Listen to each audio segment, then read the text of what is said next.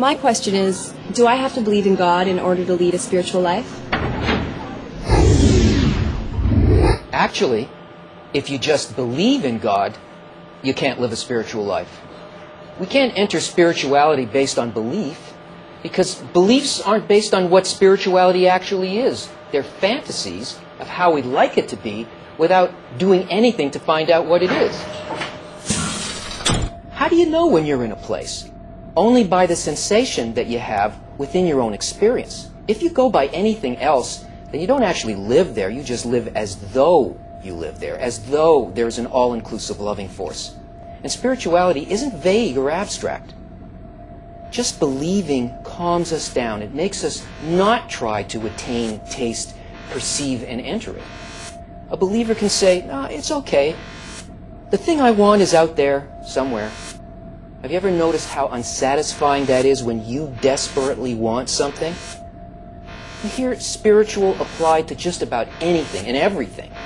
The word has become synonymous with vague and abstract. How can you go somewhere when you don't know what or where it is? You need a definition. And that's one of the greatest gifts of Kabbalah. The Kabbalistic sages tell us that spirituality is what creates, influences, and cares for every aspect of life. That's why it's called the attribute of bestowal. And they tell us that in order to know it, we have to become like it internally, and then we can enter it. But don't take their word for it. Everything has got to be tested and confirmed.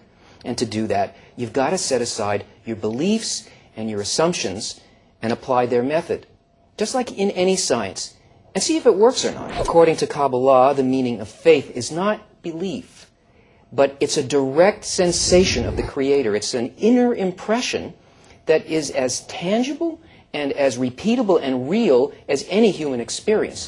Oh, and by the way, there's 3 types of faith. Faith below reason, faith within reason, faith above reason. But I guess that's another question.